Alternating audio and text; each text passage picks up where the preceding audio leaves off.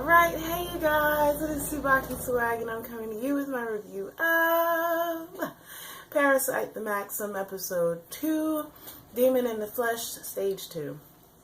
Okay, this episode was so fucking awesome. Oh my god. I'm not ready. I was not ready for this anime to be this freaking awesome. But pretty much in this episode, we get to learn a little bit more about Shinichi's right hand, whom is named Migi in this episode, which I think I mentioned in my last video. But Shinichi, pretty much like, he wanted to be able to call Migi something because he didn't want to refer to him as you or him anymore. So Migi gave himself the name Migi, which means right hand. So Migi will forever be known as Migi. He's pretty simple-minded about some things, but then other things, he's very complex. So, in this episode, we see Shinichi like he's at school, and he's playing basketball, and Murano starts feeling some type of way, and Yuko pretty much tells him that if he sinks another shot, that Murano will forgive him.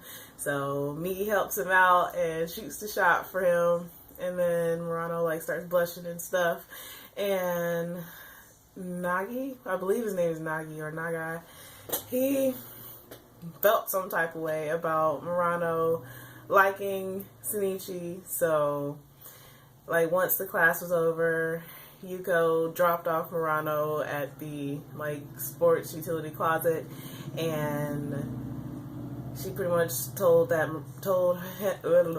Shinichi that he can make up for grabbing her boob the other day by taking her out for pancakes the next Sunday. So, right, like literally as soon as she turns around, Migi, he turns himself into a penis. I was like, what? I was not ready. Even though they didn't show it, I know what it was. I know what that was. But he turned himself into a penis, and Shinichi flipped out. And then Murano was like, so are you really Shinichi? Are you really Izumi Shinichi?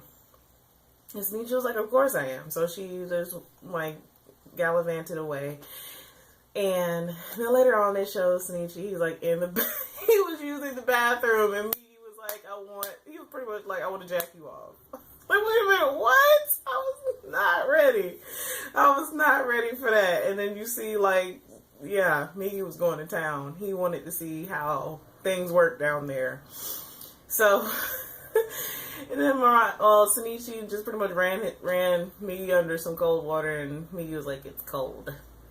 But Migi, I already can tell that this anime is going to be interesting. So after all of that, Shinichi was at home. He got home and he was looking up the mincemeat murder because they were talking about it, and that's what they're calling them now, where everybody is getting pretty much shredded to pieces, and it's happening all over the world. So they know it's not just one person. One person mentioned, I think it was Yuko, she said that she mentioned she thinks that it might be like a fanatical cult or something like that that's doing it, because there's no possible way that one person could be doing this when it's literally happening in this different places at the same time around the world. So, of course, she doesn't know what it really is, but Shinichi does, and he wanted to go to the police about it, and he was trying to talk Migi into it, and Migi was pretty much like, I don't value anybody else's life but my own. I really don't even value yours, but the reason why I'm protecting you is because if you die, I die, which was pretty much what Migi was getting at. And Migi was like, well, Shinichi wanted to say that he wanted to protect the human race, and Migi was like, I could cause you not to be able to speak anymore. I could take out your eyes and mess up your ears too. And Shinichi really felt fear, and Migi sensed that and said it. So Migi is very, very scary, but awesome at the same time. So, in that, Shinichi was talking about, like, he called Migi a demon, and Migi was like, humans are the closest thing to demons than any other species ever. and this got Shinichi thinking. So they went out later, and he saw this boy throw away a hamburger, and he was like, we really are, we're pretty much mincemeat.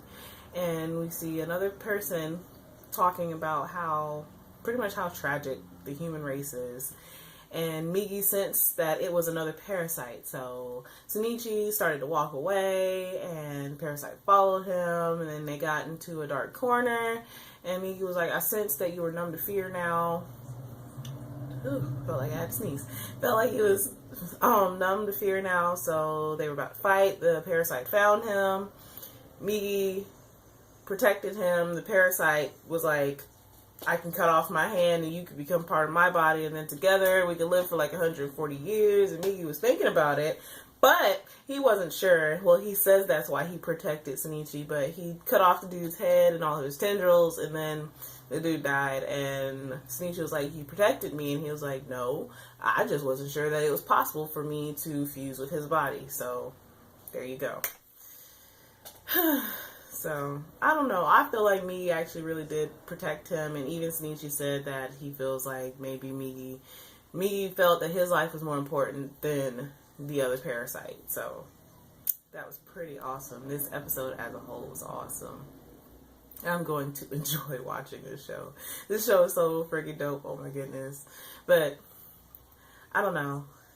I don't even know what to think about what's going to happen in the next couple of episodes, but I'm really looking forward to it. And also they showed a little part when Shinichi was on his little date with Murano, and they ate their pancakes, and then they were walking home, and Shinichi saved a cat from these boys throwing rocks at it after they buried it in the sand, and Shinichi,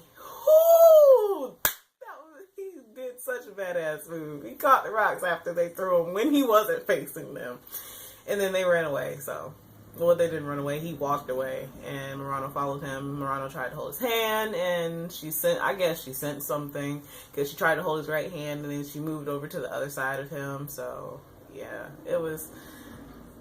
I'm looking forward to seeing how this show turns out. It's going to be fucking awesome. But as always, I would love to hear how you guys felt about this episode. So please remember to comment, thumbs up, and subscribe. It helps me out a whole lot. And this is TsubakiSwagg saying adios.